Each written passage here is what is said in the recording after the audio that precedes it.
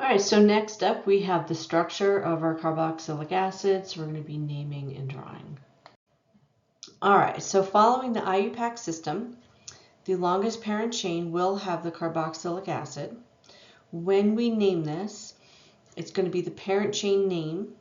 Make sure you drop the E like we've been doing, followed by oic acid. The carbonyl is always going to be on carbon number 1. So for my example here, I only have 1 carbon. So we know that the parent there is going to be methane. But I am going to drop that E, and I'm going to replace that with oic acid. So this is going to give us methanoic acid. Okay, very important to go back to our list, our priority list, and notice that now carboxylic acids take the top spot as far as priority goes, followed by aldehydes, ketones, alcohols, amines, alkynes, ethers, alkanes, aromatics, and halos. So when I go to name this, so what I have here, I've got my carboxylic acid here. Remember that always has to be on locant number 1. So let me go ahead and start to number my carbons, carbon 1, 2, 3, and 4. And I also have a bromine on carbon number 3. So naming this is going to be butane is going to be my parent. So it is butane. Again, I'm going to drop that E, follow that with oic acid, right? So that's taking care of the acid portion of my name. And then I have a bromine on carbon number 3. So this is going to be 3-bromobutanoic acid. Okay, so last would be our common naming.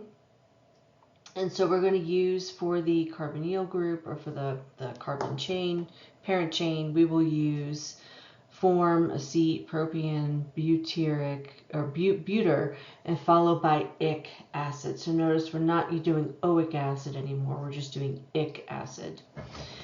If there is a branch or a substituent, we are going to use Greek letters to designate the branches. And this is essentially telling us how far away from that main carbon we are. Alpha would be the next carbon over. So like if I'm looking at this one, alpha, beta.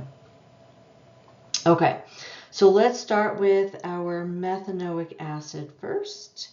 So for our methanoic acid, following our common naming, this is going to be form. So form means that I have 1 carbon. So this will be formic acid. Okay, here's your weird little fun fact with formic acid. If you've ever lived near fire ants and have gotten a fire ant bite, which are just awful, that is what causes the pain and all of the nasty stuff. Fun fact for today.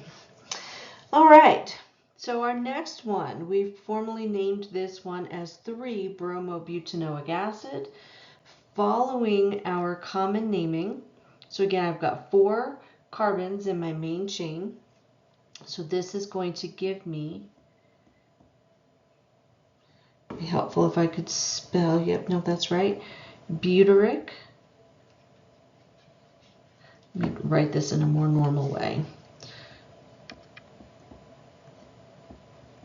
Butyric acid, so 2 words. Let's make sure that looks like 2 words. So butyric acid. Now my bromine is on the beta carbon, so this is going to be beta